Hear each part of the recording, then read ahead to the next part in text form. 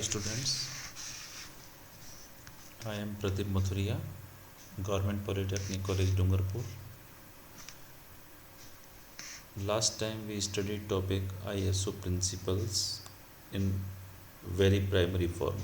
ISO क्या चीज़ थी, ISO का क्या नामकरण है, उसमें कौन कौन से सेक्शन हैं, वो हमने पिछले सेक्शन में देखा था। इस यूनिट के इस सेक्शन में हम देखेंगे कुछ सेट प्रिंसिपल्स होते हैं, कुछ अपन उसको कह सकते हैं कि एक आईएसओ के अंदर अपन क्या क्या चीज़ें चेक करते हैं या ओवरऑल उसका स्ट्रक्चर क्या होता है। तो इस बारे में ये यूनिट बताती है आगे।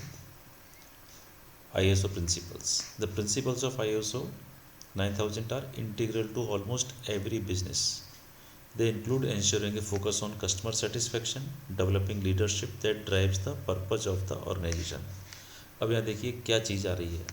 आईएसओ के सिद्धांत अलग होंगे, अपन ने जो देखा था पहले कि क्या क्या चीज़ें प्लांट में होनी चाहिए, क्या क्या इम्प्रूवमेंट होने चाहिए या किस तरह से डॉक्यूमेंटेशन था, लेकिन इसका पर्पज़ क्या है?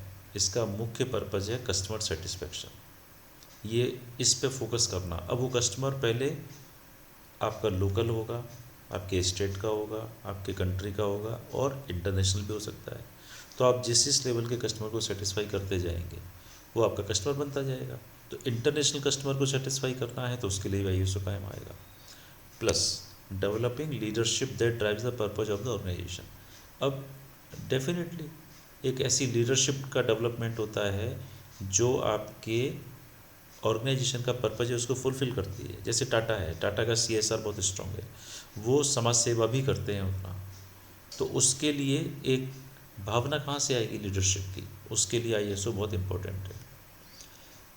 ISO involving all people within the organisation, इसका एक मुख्य एक उद्देश्य क्या होता है कि टॉप टू बॉटम आपका कंपनी का सीएमडी हो या एमडी हो जो वहाँ पे बैठता है उस प्लांट में, और सिक्योरिटी पे खड़ा हुआ आदमी, ये सबका इन्वॉल्वमेंट उस आईएसओ में होना चाहिए और होता है। Continual improvement to meet customer expectations and ISO 9001 requirements. थोड़ा सा सेंटेंस मिस्टेक है ये। आईएसओ 9000 के रिक्वायरमेंट में सबसे ज़रूरी होता है कस्टमर की एक्सपेक्टेशन पूरी होना। उसके लिए क्या होगा, कस्टमर की एक्सपेक्टेशन चेंज होती जाती है समय के साथ, तो उसके लिए आपको लगातार इम्प्रूवमेंट भी करना पड़ेगा।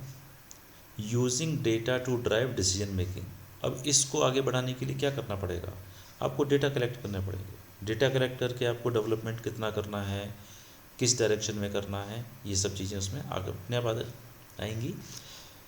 Adopting the process approach to managing activities and resources, अब ये आईएसओ आपके प्लांट में या आपकी कंपनी में आपके ऑफिस में क्या करता है, जो भी आपके रिसोर्सेज हैं उनको और बेटर वे में यूज़ करने का तरीका बताता है। आप ये कह सकते हैं कि आपको जब आप सिस्टमेटिक करेंगे, हर चीज़ को पेपर पे लेंगे, तो आपको पता पड़ेगा क्या ज़रूरी है और क्या ज़रूरी नहीं है, किसको बाईपास किया जा सकता है, किस प्रोसेस को बाईपास कर सकते हैं, किस फाइल वर्क को बाईपास कर सकते हैं। Applying a system based approach to manage interrelated process, अब कई बार क्या होता है रिपीटेटिव वर्क भी होते हैं, इंटर रिलेटेड है, कोई चीज़ एक्स प्लेटफॉर्म पे गई, फिर वाई पे आई, फिर एक्स पे गई, तो इस तरीके के इंटर रिलेशन भी इस आईएसओ से दूर हो जाते हैं और आप इंटर रिलेटेड जो प्रोसेस हैं उनको क्लब कर सकते हैं। The standard of ISO 9000 detail 20 requirements for an organisation's quality management system in following areas. अब इसमें इन्होंने क्या किया है, 20 ऐसी ज़रूरतों की लिस्ट बनाई है। ये हालांकि बहुत पुरानी लिस्ट है ये, अब तो उसके और छोटे छोटे सेगमेंट हो गए हैं, लेकिन आपको एक प्राइमरी बेसिक नॉलेज में आप कहीं जाओगे तो आप कोई आईएसओ 9000 का मैनुअल लोगे तो आप आपको उसमें 20 पॉइंट्स मिलेंगे, वो पुराने समय से चले आ रहे हैं। अब उनको उन्होंने सब सेक्शन बना दिए हैं, लेकिन मेजर 20 पॉइंट्स हैं और ये 20 पॉइंट्स मैनेजमेंट के, क्वालिटी मैनेजमेंट के 2-3 एरिया कवर करते हैं मुख्य रूप से। जैसे मैनेजमेंट की रिस्पॉन्सिबिलिटी क्या है, इससे रिलेटेड कुछ पॉइंट्स हैं। क्वालिटी सिस्टम क्या है, ये क्या होता है, उसकी कुछ डेफिनेशंस हैं। ऑर्डर एंट्री क्या होती है, design control, document and data control, purchasing, control of customer supplied products, product identification and traceability, जैसे प्रोडक्ट को पहचानना। अब प्लांट में मान लीजिए फॉर एग्जांपल, मान लो डिज़ाइन चल रहा है, डॉक्यूमेंट भी हो रहा है, परचेज भी हो रहा है, लेकिन प्रोडक्ट आइडेंटिफिकेशन की ज़रूरत कहाँ आ रही है, प्रोसेस भी कंट्रोल हो जाएगा। ये traceability, it should be traceability not the tractability. अब ट्रेसिबिलिटी के हिसाब से क्या होना चाहिए प्रोडक्ट आइडेंटिफिकेशन में, कि आपको मान लीजिए कॉपर ट्यूब्स बन रही हैं किसी प्लांट में। अब कॉपर ट्यूब्स 90-10 निकल भी हो सकता है, ब्रास भी हो सकता है, उसमें जिंक भी इन्वॉल्व हो सकता है, लेकिन दिखने में सारी की सारी कॉपर की ट्यूब दिखेंगी, चूँकि बेस मटेरियल 70% मान लीजिए कॉपर है, किसी में 80% कॉपर है, किसी में 90% कॉपर है, क्यूप्रो निकल की ट्यूब है, हल्की सी शाइनिंग दिखेगी उसमें निकल होने की, लेकिन ट्यूब सब एक जैसी हैं। अब क्या होगा, एक्सट्रूजन में भी मान लीजिए बिलेट्स पड़े हुए हैं अलग अलग मटेरियल के, कोई 70-30 है, कोई 70-80 है, कोई 80-20 है, किसी में कुछ मिला हुआ है। तो ये आइडेंटिफिकेशन कहाँ से होगा कि कौन सा पीस है। प्लस जब ट्यूब बन रही है, ट्यूब को आगे से पंच करके उनको काटा जा रहा है, अब वो बिन्स में पड़ी हुई है, रिसाइकिल में जाएगी। तो ऐसा नहीं हो 70-30 कॉपर की ट्यूब 90-10 क्यूप्रो निकल के साथ मिक्स हो जाएगी, तो प्रॉपर्टी सब मिक्स हो जाएंगी। तो कितना ज़रूरी हो गया प्रोडक्ट आइडेंटिफिकेशन होना और ट्रेसेबिलिटी के कौन सा मटेरियल कहाँ पड़ा है। तो इन सब चीज़ों को ध्यान में रखते हुए हम अभी इन सब चीज़ों पे ध्यान देंगे। अब इसके बाद अपन नेक्स्ट लेते हैं inspection and testing, control of inspection, measuring testing equipment, inspection and testing status क्या है, नॉन कन्फर्मिंग प्रोडक्ट्स क्या थे, करेक्टिव एंड प्रिवेंटिव एक्शन क्या हैं इसके, हैंडलिंग, स्टोरेज, पैकेजिंग, डिलीवरी, ये सब चीज़ें आईएसओ के। आप ये देखिए पीछे यहाँ से वापस आते हैं, इन्होंने management responsibility, quality system, process control, purchasing, corrective action, सब चीज़ें कवर हो रही हैं इसमें, handling, storage, packaging and delivery तक, quality control of records, internal quality audits, training, servicing, statistical techniques. अब हम इनको थोड़ा सा डिटेल में देखते हैं कि ये जो टर्म है ये किस किस फील्ड की थी। Management responsibilities, management sets the company quality policy and implements it by providing resources, personal and training. अब आपने देखा होगा किसी कंपनी में आप जाइए, बड़ी कंपनी में, किसी मल्टीनेशनल में जाइए, किसी अब तो इंडिया की बड़ी बड़ी अच्छी कंपनियाँ हैं, उनमें आज कंपनीज में जाके देखिए एक क्वालिटी पॉलिसी लगी होती है कि ये हमारा एक तरह का, जैसे बोलते हैं लोगो, पहले तो लोगो होता था, अब लोगो के बजाय लोगो तो है ही, साथ में एक हमारा एक सेट कुछ लिखा हुआ होगा कि हम ये करते हैं, हमारा उद्देश्य ये है, हमारा ऑब्जेक्टिव ये है। तो वो एक तरीके का कंपनी की पॉलिसी होती है जो इम्प्लीमेंट होती है। कैसे, उसके कंपनी में क्या क्या रिसोर्सेज हैं, कौन कौन से लोग काम कर रहे हैं, उनको क्या क्या ट्रेनिंग दी जा रही है। तो ये मैनेजमेंट रिस्पॉन्सिबिलिटी हो गई जो आईएसओ का पार्ट है। Quality system compromised of A quality manual and supporting procedures is created and maintained. अब जो अपन ने पिछली यूनिट में पढ़ा था कि ये क्वालिटी एश्योरेंस नहीं है अकेला, ये आपको बताता है कि आप क्या कर रहे हो, वो आपको दिखाना है कि हम ये कर रहे हैं, जो आपने बताया वो आपको करना है और उसको फिर मेंटेन करना है। तो आपने मान लीजिए अपना एक क्वालिटी मैनुअल बना लिया, उसके लिए आपने डॉक्यूमेंट बना लिया, तो आपने जो डॉक्यूमेंट क्रिएट किया है वो मेंटेन भी रहेगा, आपको उसके अकॉर्डिंग ही चलना है। Contract review, contracts reflect the customers needs and expectations, products and services provided must comply with those requirements. अब कॉन्ट्रैक्ट आपने कस्टमर से कॉन्ट्रैक्ट कर लिया, लेकिन आप उसको फुलफिल नहीं कर रहे हो, तो फिर क्या हुआ, फ़ायदा ही नहीं है आईएसओ का। आईएसओ क्या कहता है, आप कॉन्ट्रैक्ट साइन कीजिए, कस्टमर को जो कमिटमेंट किया है उसको आपको पूरा करना है, चाहे वो टाइमली सप्लाई का हो, चाहे उसका क्वालिटी का हो, चाहे पोस्ट सेल सर्विस का हो, वो नीड्स और एक्सपेक्टेशन मीट आउट होने चाहिए। प्रोडक्ट्स एंड सर्विसेज, जो भी आपका उत्पाद है और जो आपकी सेवाएं हैं वो उस रिक्वायरमेंट के हिसाब से पूरी की जानी चाहिए, ये उसका प्रिंसिपल हो गया है। इसी तरीके से design control, engineering drawings and design changes are carefully documented to ensure that changes have been fully coordinated and approved internally when appropriate by the customer।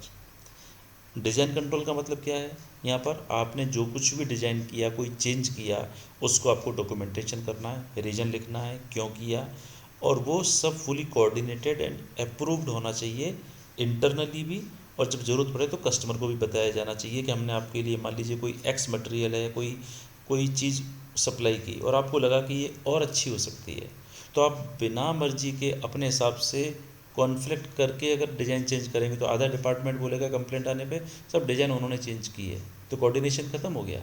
जब अंदर खत्म हो गया तो बाहर कस्टमर को तो शिकायत आएगी कि मैंने जैसा भी दिया था आपको बनाना था। लेकिन अगर इंटरनल कोऑर्डिनेशन है, सब सहमत हैं, फिर कस्टमर को सहमत किया, तो क्या हुआ, कंपनी की साख भी बढ़ी और प्रोडक्ट और भी अच्छा हुआ। तो ये आईएसओ का फ़ायदा ही हुआ।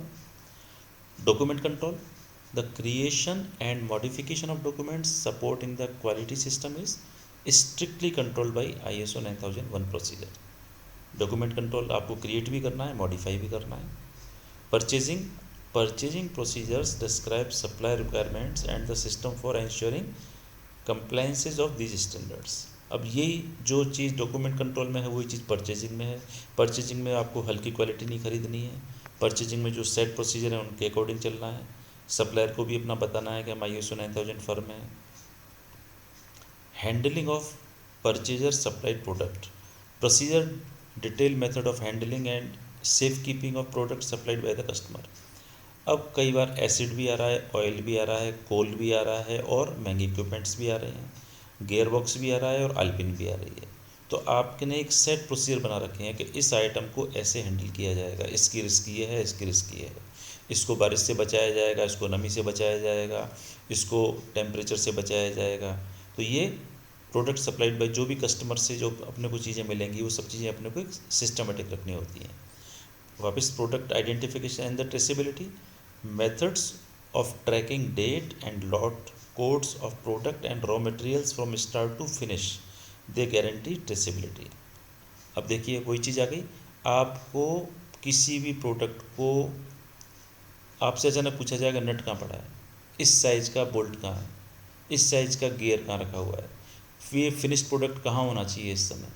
मान लीजिए ये फिनिश्ड प्रोडक्ट का रॉ मटेरियल इस समय किस स्टेज में कहाँ पे होगा, ये ट्रेस कैसे करेंगे। तो ये कितना इंपॉर्टेंट पॉइंट है। और ये ISO इम्प्लीमेंट हो जाएगा तो आपको टेबल के अंदर बैठ के आदमी बता देगा कि हमारा ये प्रोडक्ट यहाँ पड़ा है, ये प्रोडक्ट यहाँ पड़ा है, चूँकि हर बिन के ऊपर नंबर लगा होगा, हर एक के ऊपर टैग लगा होगा। प्रोसेस कंट्रोल वर्क, अब प्रोसेस में जहाँ पे मान लीजिए एक्सट्रूजन हो रहा है, बेंडिंग हो रही है, ड्राइंग सेक्शन में काम चल रहा है, वहाँ वर्क इंस्ट्रक्शन, जैसे आप लोग work instructions, quality plans and workmanship standard verify that each job is being done correctly. आप वर्कशॉप में काम करते हैं, आपने देखा होगा पहले आप लोग 9th 10th 11th में फिजिक्स केमिस्ट्री या किसी भी तरह की लैब में काम करते थे, वहाँ वर्क इंस्ट्रक्शन लिखा होता था, क्या क्या करना है, क्या पहनना है, आँखों पे क्या लगाना है, वेल्डिंग के समय क्या करना है। तो क्या हुआ, सिस्टम बना हुआ है, एक नया आदमी आएगा उसको पता होगा मुझे क्या क्या करना है। तो ये क्या रहता है process control. Inspection and testing, inspection and testing at receiving in process and final inspection areas ensures quality. Test and inspections records are preserved as part of the quality system. अब आपने किसी भी चीज़ को इंस्पेक्ट किया तो material raw material आता भी है और फिनिश मटेरियल बाहर जाता है, तो दोनों एंड पे इंस्पेक्शन भी होगा और टेस्टिंग भी होगा।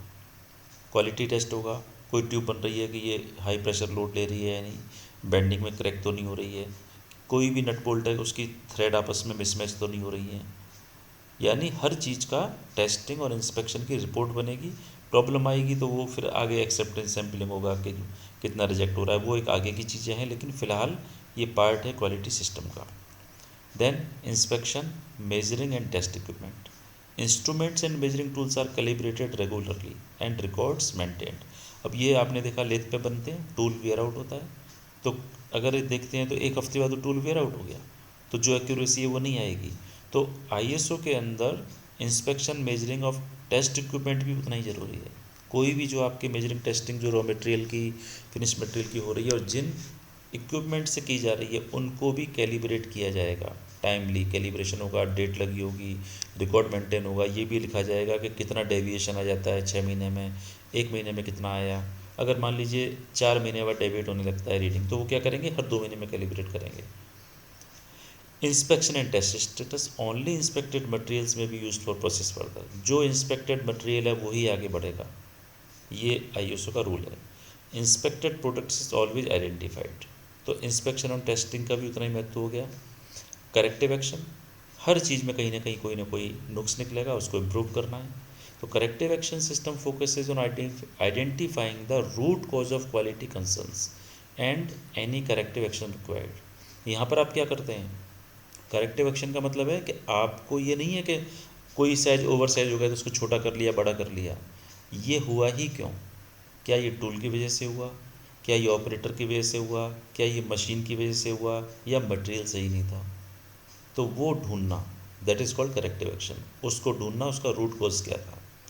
Then quality records provide an audit trail for internal and external audits. आप अपने रिकॉर्ड्स मेंटेन करेंगे, आप ये भी बताएंगे कि इतने टाइम बाद हमारे प्रोडक्ट में ये डेविएशन होने लगता है, यहाँ पे ये चीज़ बाहर जाने लगती है, यानी इस तरीके की सारी चीज़ें आपको मेंटेन करनी होती हैं।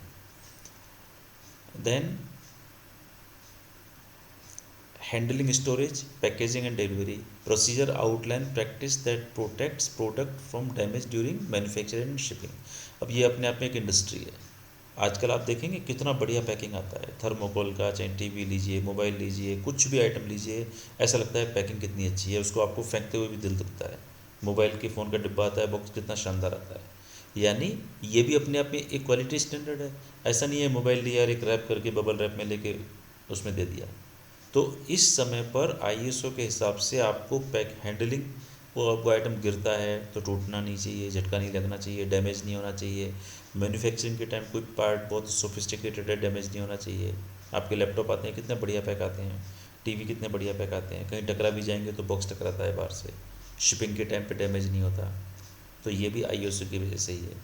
Internal quality audits, specially train teams verify that the quality system is working by evaluating the same 20 elements required by the external auditors and an ongoing basis। अब इंटरनल क्वालिटी आपने देखा होगा, quality assurance engineer, quality control engineer, ये क्या होते हैं?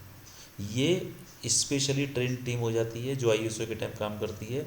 वो बार बार internal audit करके एवेल्यूट करती है इन 20 पॉइंट्स को, चेक करती है कहाँ पे प्रॉब्लम आ रही है, कहाँ डेविएशन हो रहा है, कहाँ इम्प्रूवमेंट कर रहा है, किस डॉक्यूमेंट में कोई चीज़ ऐड की जानी है, कहाँ पे एक्स्ट्रा लिखा हुआ है उसको डिलीट किया जाना है। तो वो सब चीज़ें रिकॉर्ड में लेते जाएंगे, फिर उसको कमेटी बैठ के उसको चेक किया जाएगा कि वास्तव में ये हटाना है।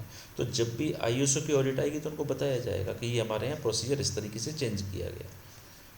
क्योंकि यहाँ पे याद रखिए, उनको कोई ऑब्जेक्शन नहीं है, आप कुछ भी कीजिए।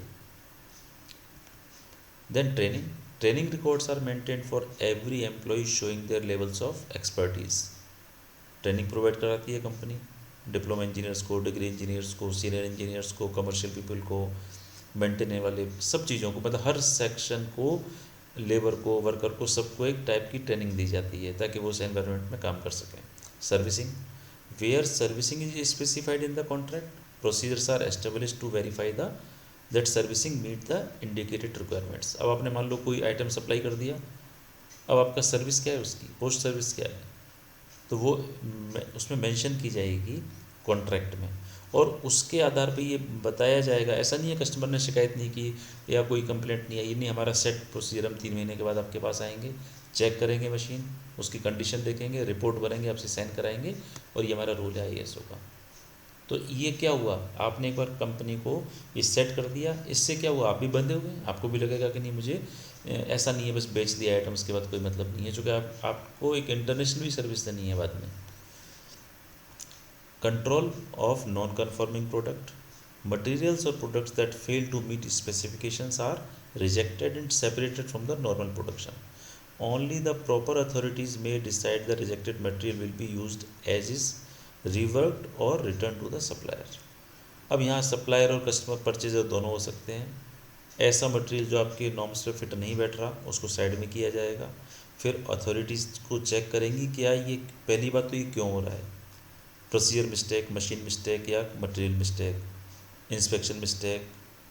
अगर वो उसको रिजेक्ट करना है या उसको रीयूज करना है, उसको रिसाइकिल करना है या उसको रिटर्न करना है सप्लायर को जहाँ से वो आया था, तो ये सब डिसीजन लिए जाएंगे।